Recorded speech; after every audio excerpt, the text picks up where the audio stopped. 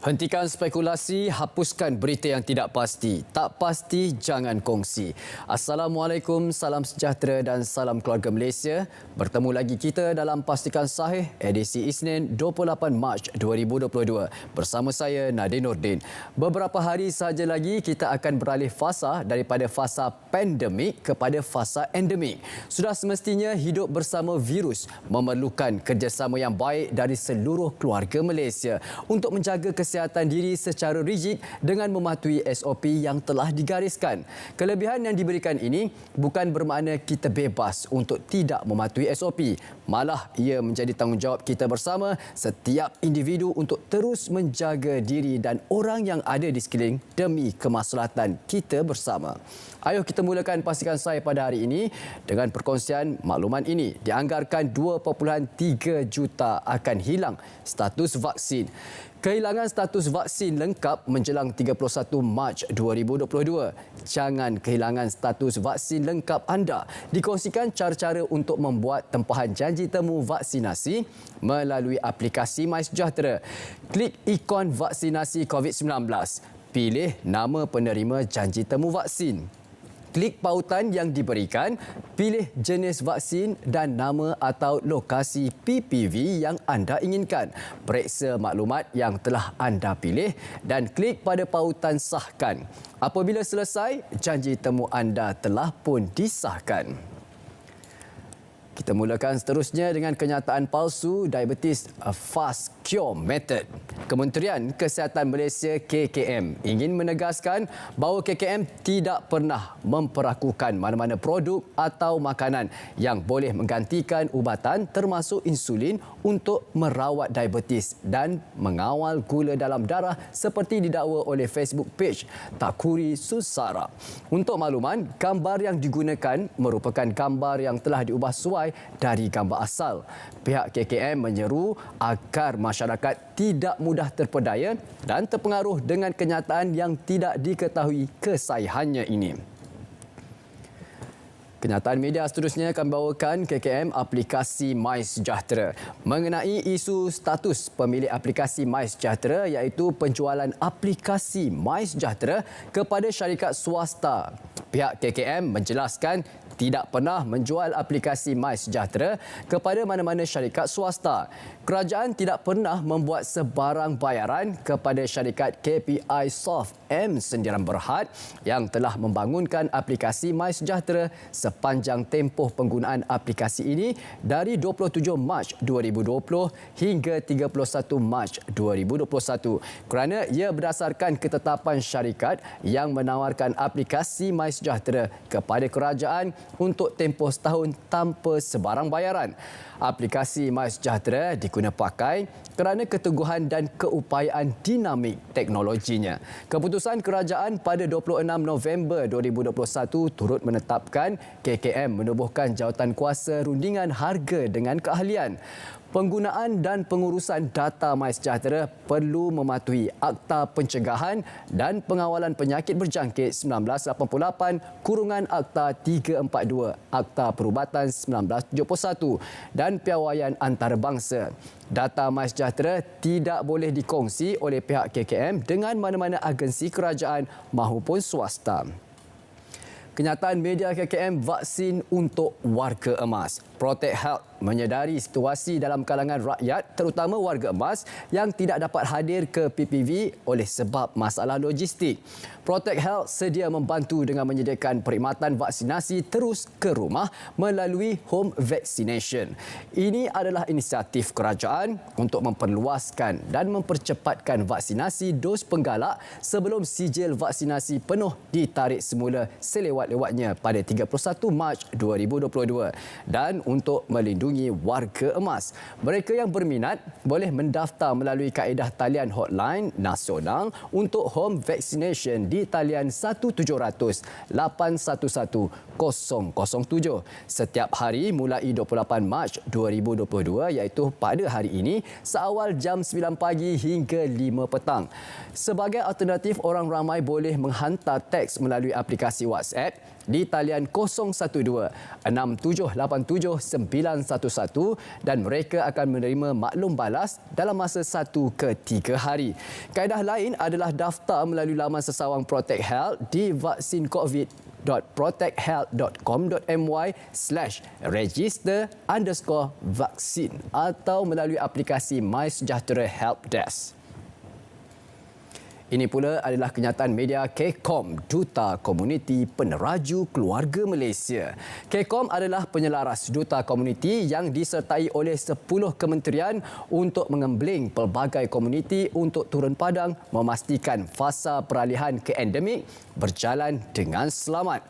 Duta komuniti akan mendidik masyarakat mematuhi SOP dan garis panduan seiring dengan penekanan kepada pemerkasaan komuniti secara berhemah mengikut tata cara yang sesuai. Ini pula kenyataan media daripada pihak PDRM, Timbalan Pengarah Jabatan Integriti, mengenai perkembangan kes kematian mengejut OKT dalam tahanan. Hasil postmortem mendapati punca kematian adalah death by hanging. Walau bagaimanapun, Unit Siasatan Jenayah dan Kematian dalam Tahanan Jabatan Integriti dan Pematuhan Standard Bukit Aman akan meneruskan siasatan dari pelbagai sudut sebelum menyerahkan hasil siasatan kepada coroner. Ini pula kenyataan media seterusnya Polis Daerah Ceras mengenai video tular kes samun berkawan melibatkan mangsa seorang wanita warga emas. Suspek adalah 2 orang lelaki warga negara yang bersenjatakan parang menaiki motosikal Yamaha Y15 berwarna biru. Suspek telah menarik 2 utas rantai leher dan memotong 2 utas gelang tangan mangsa dan melarikan diri menaiki motosikal menggunakan nombor pendaftaran palsu. Kes disiasat di bawah Seksyen 395 Palang 397 Kanun Keseksaan. Sekiranya mempunyai sebarang maklumat berhubung kejadian, boleh menghubungi IPD Ceras di talian 013-2165-881 atau hotline Polis Kuala Lumpur di 03-2146-0584 atau 585 atau mana-mana balai polis berhampiran. Ayuh kita bantu dengan membuat laporan sampai suspek tertangkap. Kenyataan media Ketua Polis Daerah Kelang Utara pula mengenai video tular pergaduhan antara jiran. Kejadian berpunca daripada pihak pertama menegur anak pihak kedua kerana bermain bola di padang berhampiran rumahnya sehingga bola tersebut mengenai bumbung rumahnya dan menyebabkan berlaku sedikit kerosakan. Pihak polis telah menerima laporan daripada kedua-dua belah pihak. Walau bagaimanapun, kedua-dua pihak bersetuju menyelesaikan masalah dengan cara yang baik. Kes diklasifikasikan sebagai tiada tindakan lanjut. Ini pula kenyataan media Ketua Polis Kelang Selatan mengenai video tular di media sosial menunjukkan ambulans dihalang semasa membawa pesakit. Balai Polis Kelang telah menerima aduan daripada pemandu ambulans didapati sebuah motor van memandu secara rapat di belakang ambulan. Seorang lelaki menaiki motosikal Modena Screes biru telah memberhentikan motosikalnya di hadapan ambulans dan menghalang pergerakan pemandu. Pengadu terus mengelak kedua-dua kenderaan dan meneruskan perjalanan ke hospital. Pihak polis telah membuka kertas siasatan di bawah Seksyen 279 Kanun Keseksaan iaitu kesalahan memandu atau menunggang dengan gopoh di jalan awam dan di bawah Seksyen 341 Kanun Keseksaan iaitu kesalahan halangan salah. Sepasukan polis telah berjaya membuat tangkapan terhadap 2 orang warga negara tempatan berumur 53 dan 30 tahun. Namun kedua-dua suspek tidak mempunyai rekod lampau. Pihak polis akan membuat permohonan reman ke atas kedua-dua suspek. Fasa peralihan ke endemik bermula 1 April 2022. Fasa peralihan ke endemik akan bermula 1 April 2022 ini. Seterusnya, Ramadan pula bakal menjelang dan kita semua sedia maklum virus COVID-19 masih berada di sekeliling kita. Amalkan semua ingatan tentang langkah-langkah kesihatan yang telah dikeluarkan oleh pihak KKM. Bagi yang menghadiri aktiviti masjid atau surau, pastikan anda tidak bergejala. Bawa sejadah masing-masing penting mendaftar kehadiran ke masjid atau surau menggunakan aplikasi MySejahtera. Wajib pakai pelitup separuh muka dengan betul sepanjang aktiviti. Elak bersalaman, berpelukan atau sebarang sentuhan fizikal dan pastikan pengudaraan yang baik di dalam masjid atau surau. Ayuh sama-sama kita amalkan. Fasa peralihan ke endemik, apakah seterusnya langkah 7 bawa pesakit COVID-19? 7 langkah ini, pemandu dan pesakit harus memakai pelitup separuh muka. Pesakit harus duduk di bahagian belakang kenderaan sejauh yang boleh dari pemandu. Buka tingkap untuk meningkatkan pengudaraan, pastikan terdapat beg sampah untuk kegunaan pesakit. Pada akhir perjalanan, bersihkan bahagian yang disentuh secara langsung oleh pesakit. Pesanan buat perokok-perokok merokok di kawasan terlarang boleh dikenakan tindakan. 23 tempat larangan merokok seperti yang kami kongsikan ini. Untuk makluman, larangan merokok di premis makanan termasuk tempat makan terbuka masih berkuat kuasa dari 1 Januari 2019 sehingga kini. Namun, masih ada si bijak pandai yang masih merokok di kawasan larangan ini. Apa sudah jadi? Tanya sama hati. Adakah hati sudah gelap seperti paru-paru tanpa risau akan keselamatan awam? Hentikan spekulasi, hapuskan berita yang tidak pasti. Tak pasti, jangan kongsi. Berehat seketika, kembali selepas ini.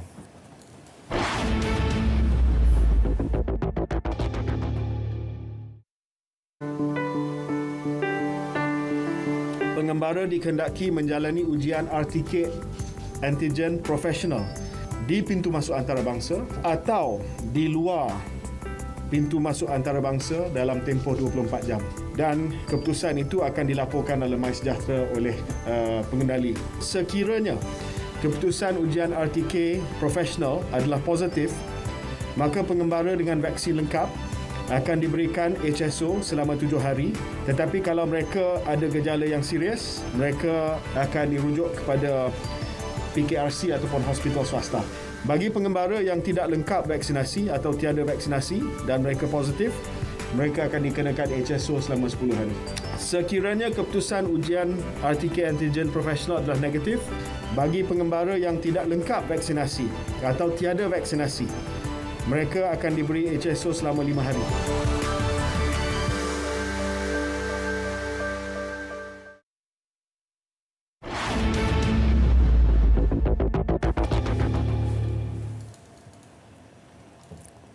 Terima kasih kerana masih lagi setia bersama kami dalam Pastikan Sahih. Seterusnya kami bawakan hebahan berita RTM.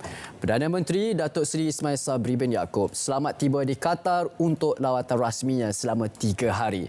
Beliau tiba di terminal di Raja Lapangan Terbang Antarabangsa Doha kira-kira pukul 3 petang waktu tempatan atau 8 malam waktu Malaysia. Ketibaan Perdana Menteri disambut Menteri Perbandaran Qatar Dr. Abdullah. Perdana Menteri akan menghadiri beberapa program, antaranya melawat ladang tenusu terbesar Qatar, menyaksikan majlis pertukaran surat niat LOI antara Prima dan pihak berkuasa pelaburan Qatar serta pertemuan bersama pemain industri Qatar. Pada sebelah malam pula dijadualkan menghadiri majlis perjumpaan bersama keluarga Malaysia. Untuk hari terakhir, beliau akan menghadiri satu majlis sambutan rasmi. Apa cerita data pengguna MySejahtera? Kerahsiaan dan keselamatan terjamin. Kerahsiaan dan keselamatan data pengguna MySejahtera adalah terjamin. Menteri Kesihatan Yang Berhormat Hairi Jamaluddin menegaskan data diselia sepenuhnya Kementerian Kesihatan itu tidak boleh dikongsi dengan mana-mana agensi kerajaan dan swasta. Tindakan itu selari ketetapan penggunaan dan pengurusan data yang diperuntukkan dalam Akta Pencegahan dan Pengawalan Penyakit Berjangkit 1988, Akta Perubatan 1971 dan Piawaian Antarabangsa. Sumbangan itu, data MySejahtera tidak boleh dikongsi oleh KKM dengan mana-mana agensi kerajaan maupun swasta. Selain itu, transaksi data daripada aplikasi MySejahtera dimuat naik ke jaringan pelayan awam iaitu setiap hari dan hanya boleh diakses untuk kegunaan aplikasi MySejahtera sahaja. KKM berharap orang ramai akan terus menggunakan aplikasi MySejahtera tanpa ragu-ragu. kerahsiaan data orang ramai adalah terjamin dan pihak KKM akan sentiasa memastikan aspek ini tidak dikompromi. Seterusnya, Pelan Induk Komprehensif Sempadan Darat dan Laut. Kementerian Pertahanan dan Kementerian Dalam Negeri melaksanakan Pelan Induk Komprehensif bagi mengawal sempadan negara daripada dicerobohi. Menteri Dalam Negeri Datuk Seri Hamzah Zainuddin berkata, pelan menyeluruh membabitkan kawalan sempadan darat dan laut termasuk pencegahan di laluan tikus akan dibentangkan kepada Kabinet. Dengan mengadakan pelan induk yang komprehensif dan bergabung di antara Kementerian Pertahanan dan Kementerian Dalam Negeri dengan kerjasama yang ditunjukkan akan mendapat satu penyelesaian terbaik untuk masa hadapan negara. Menteri Kanan Pertahanan Datuk Seri Syamuddin Tun Hussein berkata, perkara yang dirancang antara kedua-dua kementerian itu akan dilapor kepada Majlis Keselamatan Negara yang dipengerusikan Perdana Menteri Datuk Seri Ismail Sabri bin Yaakob. TCA Malaysia, Indonesia dan Filipina akan disemak semula. Semakan semula persefahaman antara Malaysia, Indonesia dan Filipina menerusi perjanjian kerjasama TCA akan turut merangkumi soal keselamatan dalam negeri tiga negara terbabit sekaligus mengukuhkan lagi hal ehwal pertahanan dan keselamatan. Menteri Kanan Pertahanan Datuk Seri Syamuddin Tun Hussein berkata, semakan semula persefahaman tersebut akan diadakan menerusi pertemuan dengan rakan sejawatnya dari Indonesia dan Filipina sempena Pameran Perkhidmatan Pertahanan Asia DSA dan Keselamatan Nasional 2022. Katanya TCA baru nanti akan turut merangkumi aspek latihan dan rondaan ketenteraan antara ketiga-tiga negara. Fasa Peralihan ke Endemik AirAsia minta pengembara antarabangsa patuhi SOP yang telah digariskan. Syarikat Penerbangan Tambang Murah AirAsia meminta pelanggannya sentiasa mematuhi prosedur operasi standard SOP, terutamanya pengembara antarabangsa yang memasuki negara ini. Langkah itu penting memandangkan negara bakal memasuki fasa peralihan ke endemik mulai 1 April ini. Melalui kenyataan, syarikat penerbangan itu menyatakan pengembara tidak perlu memohon My Travel Pass untuk memasuki Malaysia selepas 1 April 2022. Namun, pengembara asing masih perlu mendapatkan insuran perjalanan dan COVID-19 serta mesti mematuhi semua protokol kesihatan yang ditetapkan di Malaysia ketika ini. Sebelum pelepasan, pengembara juga harus memuat turun dan mengaktifkan aplikasi MySejahtera dan melengkapkan borang pra-pelepasan menerusi butang Traveller. Boleh rapatkan saf solat berjemaah di Kedah pada 1 April. Bermula 1 April ini, aktiviti solat berjemaah bagi solat fardu, solat Jumaat, solat sunat dan lain-lain di masjid dan surau di Kedah boleh dilaksanakan dengan saf dirapatkan. Aktiviti keagamaan bagi masjid dan surau di Kedah bagi fasa peralihan ke endemik itu telah mendapat perkenan Sultan Kedah. Walau bagaimanapun, bagi aktiviti selain solat berjemaah, pencarakan fizikal masih diwajibkan.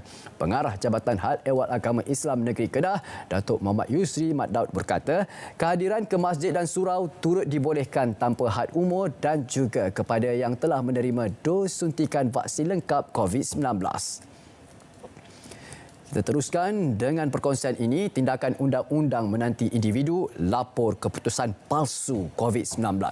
Individu yang didapati memalsukan keputusan kit saringan pantas RTK antigen dalam aplikasi MySejahtera boleh dikenakan tindakan undang-undang oleh Kementerian Kesihatan KKM. Menterinya Yang Berhormat Hairi Jamaluddin berkata, tindakan individu yang melaporkan keputusan saringan COVID-19 yang palsu merupakan perbuatan yang tidak bertanggungjawab. Majikan boleh melaporkan kepada pihak KKM sekiranya mendapati pekerjanya melaporkan keputusan COVID-19 yang palsu. Program e-Pemula beri manfaat kepada lebih 2 juta belia. Program e-Pemula yang akan dilancarkan tidak lama lagi bakal memberi manfaat kepada lebih 2 juta belia dengan peruntukan 300 juta ringgit. Menteri Kewangan Tengku Datuk Seri Zafrul Tengku Abdul Aziz berkata, e-Pemula merupakan sebuah skim transaksi tanpa tunai khas untuk golongan belia berumur 18 hingga 20 tahun dan pelajar sepenuh masa di institusi pengajian tinggi. Program e-Pemula akan dikreditkan RM150 secara one-off ke dalam akaun e-dompet para belia.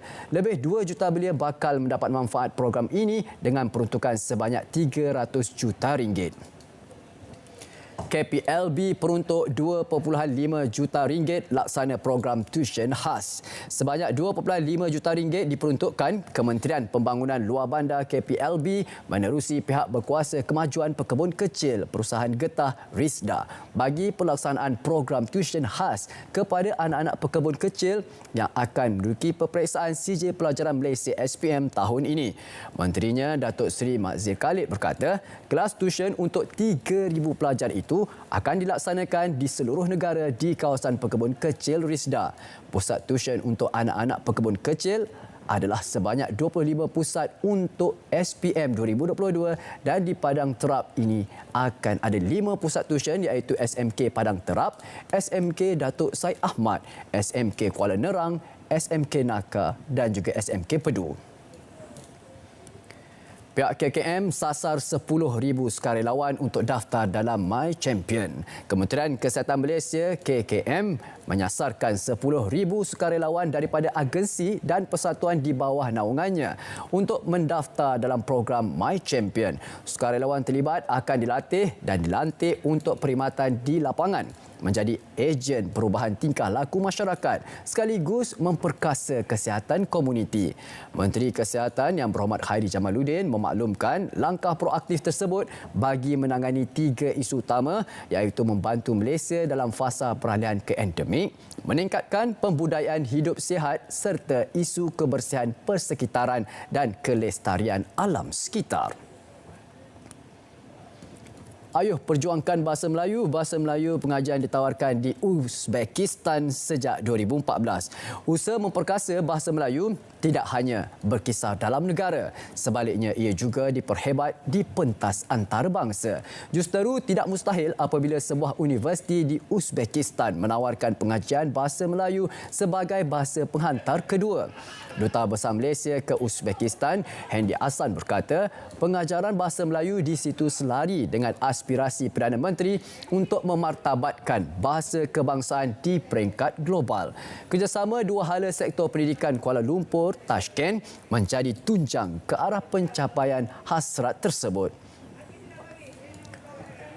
Johor tubuh Jawatan Kuasa Khas nilai SOP Pekerja Malaysia Singapura.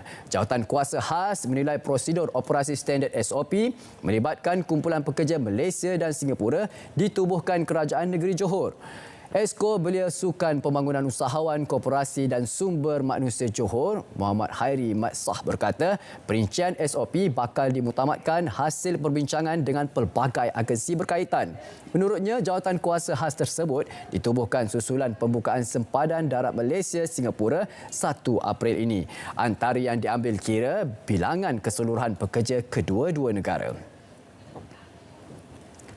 Masyarakat diajak sertai program Duta Komuniti Menkom. Ini perlu kami bawakan Menteri Komunikasi dan Multimedia Menkom Tan Sri Anwar Musa mengajak semua peringkat masyarakat termasuk di luar bandar untuk menyertai program Duta Komuniti. Beliau berkata program yang dilancarkan Perdana Menteri Datuk Seri Ismail Sabri bin Yaakob bagi memastikan pematuhan prosedur operasi standard SOP COVID-19 dalam kalangan masyarakat ketika peralihan negara ke fasa endemik bermula 1 April ini. Katanya kesedaran rakyat untuk terus mematuhi SOP yang ditetapkan memantapkan lagi usaha kerajaan ke arah menjayakan peralihan ke fasa tersebut. Pastikan saya berat seketika, terus setia bersama kami.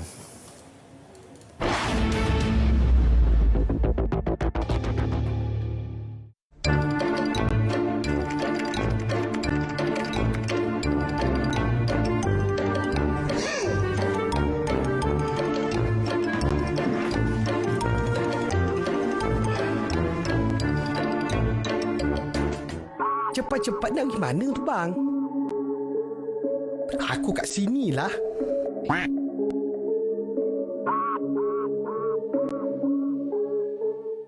Aku tahulah kau comel, tapi kesihatan tu kena jaga. Kau tahu sekarang ni kan, kes dah banyak. Habis tu kenapa kau tinggalkan aku kat sini? Pandai pun.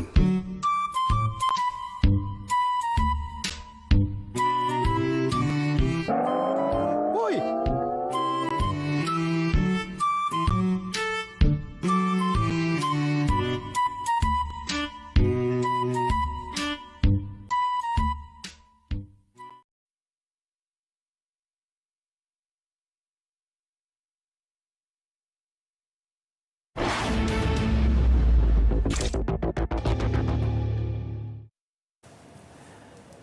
Terima kasih kerana masih lagi setia bersama kami dalam Pastikan Sahih. Seperti biasa, untuk minit-minit yang terakhir, di segmen yang terakhir ini akan kami kongsikan hebahan yang perlu diwar-warkan kepada anda untuk anda sertai. Jangan lupa untuk saksikan Bicara Naratif pada malam ini. Ya, sama-sama kita saksikan Bicara Naratif pada malam ini dengan tajuknya Peranan Wakil Rakyat dan Perumahan Warga Kota bersama Datuk Seri Dr. Syahidan Kasim, Menteri Wilayah Persekutuan. Pada 9 malam hari ini 28 Mac sudah semestinya di saluran berita RTM My Freeview 123, juga di saluran serentak di TV1, dan anda untuk mudah muat turun saja aplikasi RTM Klik ke telefon pintar anda melalui Google Play atau App Store. Seterusnya kami bawakan Ramadan. 6 hari menuju Ramadan. Jika datang bulan Ramadan, pintu syurga dibuka, pintu neraka ditutup dan syaitan-syaitan dibelenggu. Riwayat Al-Bukhari dan Muslim. Ayuh sama-sama kita bersedia siapkan diri kita dari segi fizikal dan mental untuk kita memastikan bulan Ramadan kali ini lebih baik daripada tahun-tahun sebelumnya. Dan ingat, bagi geng-geng plastik hitam, hapuskanlah niat anda kerana van-van jenazah menanti anda. Seterusnya kami bawakan adalah kumpulan wang simpanan pekerja KWSP, permohonan untuk pengeluaran khas. Terbuka kepada ahli KWSP berumur di bawah 55 tahun. Permohonan bermula 1 April hingga 30 April 2022. Pembayaran akan dibuat bermula 20 April. Amaun pengeluaran minimum sebanyak RM50 sehingga RM10,000. Tertakluk kepada baki simpanan akaun 2. Jika tidak mencukupi, simpanan akaun 1 akan diakses. Ini pula adalah ayuh sama-sama kita membendung berita palsu. 3 langkah mudah. 3 langkah mudah ini ayuh kita laksanakan dan lakukan. Tidak berkongsi sebarang berita yang diragui kesahihannya. Semak dahulu kebenaran sesuatu berita di portal sebenarnya.my sebelum berkongsi. Bertanggungjawab terhadap kandungan dan maklumat sebelum disebarkan. #taknakfake. Kita hanya perlukan hanya yang sahih. Okey, baik. Seterusnya kita bawakan perkara yang perlu diberi perhatian selepas suntikan dos penggalak COVID-19. Lapor ke dalam aplikasi MySejahtera sekiranya mengalami sebarang reaksi atau gejala alahan AEFI selepas suntikan.